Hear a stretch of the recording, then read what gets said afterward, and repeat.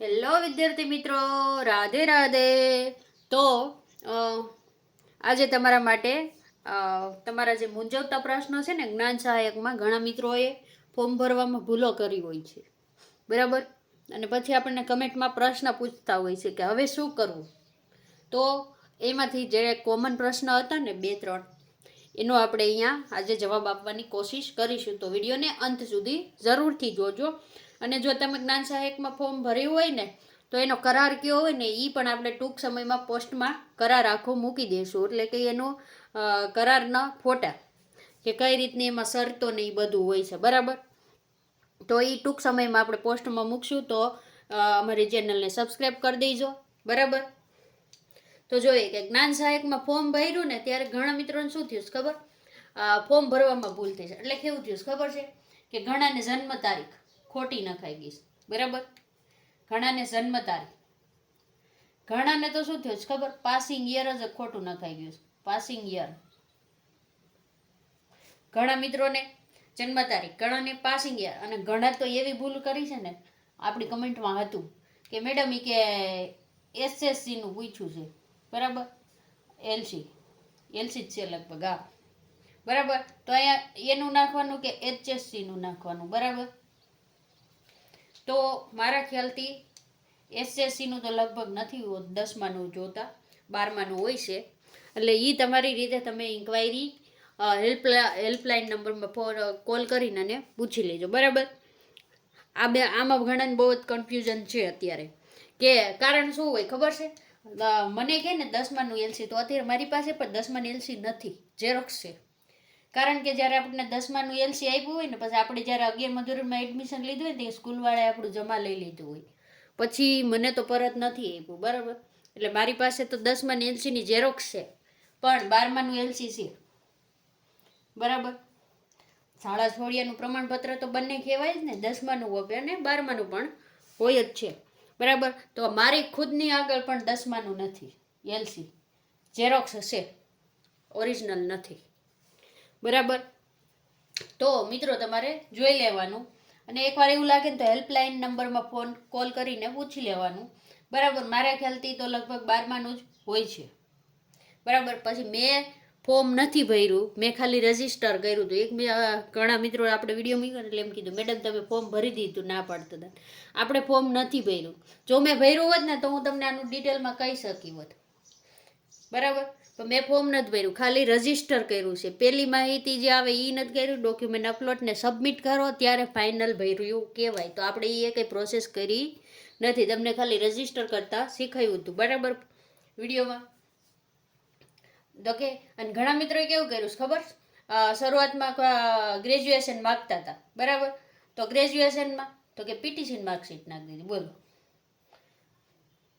બરાબર. ના હોય તો આવી ભૂલો ના કરાય. અપલોડ કરો અને તમે પાછું શું કરાય, છેલ્લે સબમિટ કરવા જાઓ ને, છેલ્લે સબમિટ એની પહેલાં આખું ફોર્મ 2 વાર શાંતિથી જોઈ લેવાય કે જન્મ તારીખ, ક્યાંય વર્ષ, ક્યાંય તમારા માર્ક નાખવામાં ભૂલ નથી ને.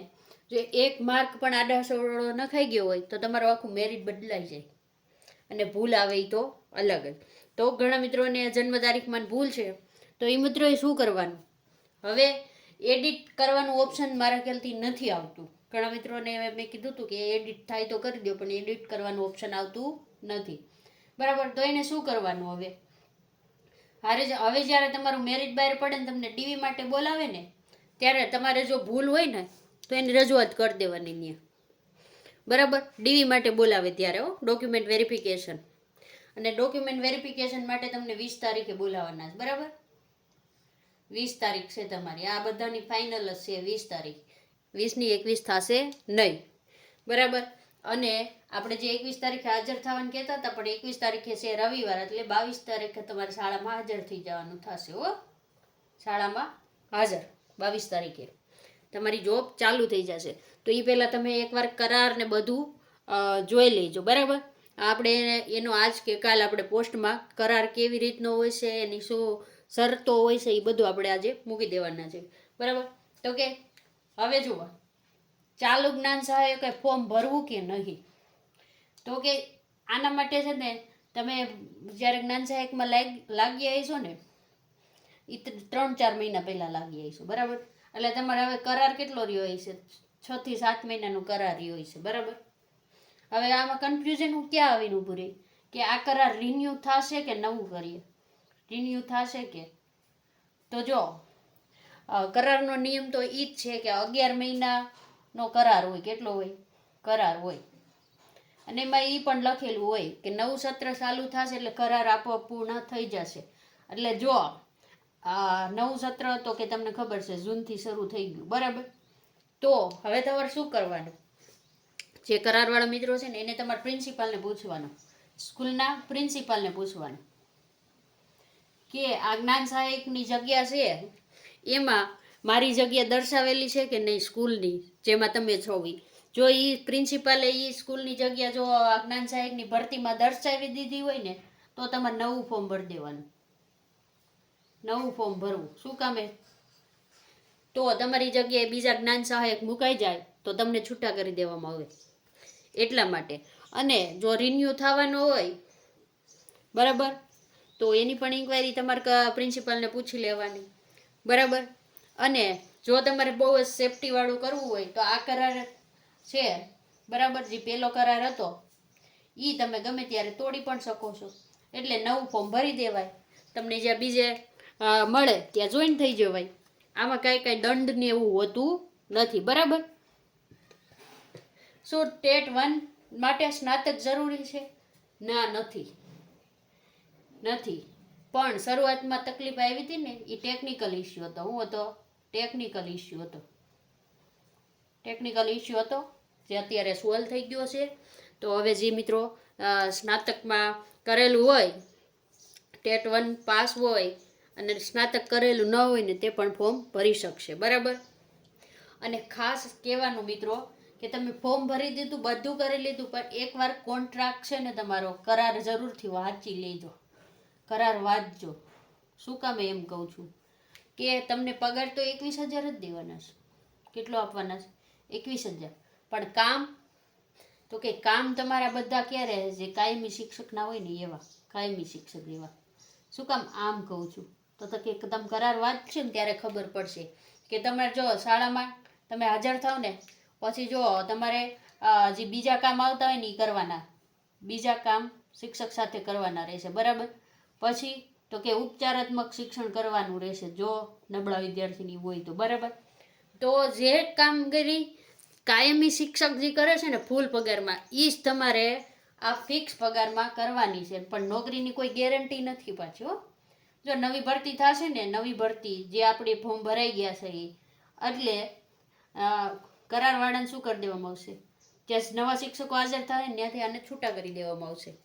એટલે બહુ જ સમજી વિચારીને અને સ્થળ પસંદગી કરવા જાઓ કે ત્યારે તમારે બહુ આખરી નિર્ણય લેવાનો થાય ને હાજર થવાનો સ્કૂલમાં, ત્યારે બહુ સમજી વિચારીને નિર્ણય લેજો કે આપણે આ જોબ લેવી કે નહીં.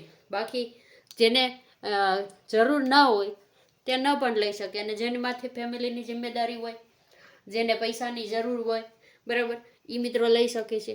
પ્લસ જેને 2023 અને 25માં કરી છે 2025 એ બેને તો 11,000ની ભરતીમાં પણ ફોર્મ ભર્યા જ હશે, એટલે એ લોકો તો સેફ જ છે.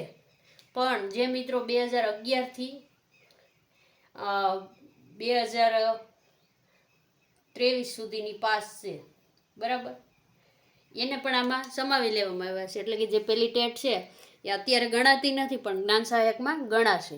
તો એ મિત્રોને ભરવા હોય તો તમારે ભરી દેવાય. શું કામે કે તમને હજી ફાઇનલ પાછી ટેટ પાસ કેદી કરશો તમને ખબર નથી, બરાબર. જો તમે પાસ નથી 2023 કે 25ની તો હવે તમારે જે પહેલું રિઝલ્ટ હતું એ રદ થઈ ગયું હશે, બરાબર, વિદ્યા સહાયકમાં. તો તમારે ફરી ટેટ પાસ કરશો ને તો જ તમે વિદ્યા સહાયકમાં ફોર્મ ભરી શકશો. ત્યાં લગીને તમારા માટે આ વિકલ્પ બેસ્ટ રહેશે. આ જે મિત્રો છે ને એને જ્ઞાન સહાયકમાં ભરવું હોય તો ભરી દેવાય. નોકરીની જરૂર હોય તો, તમારે જરૂર ના હોય તો ના ભરતા, બરાબર. જો વિડીયો સારો લાગ્યો હોય તો લાઈક કરજો, ચેનલને સબસ્ક્રાઈબ કરજો. રાધે રાધે.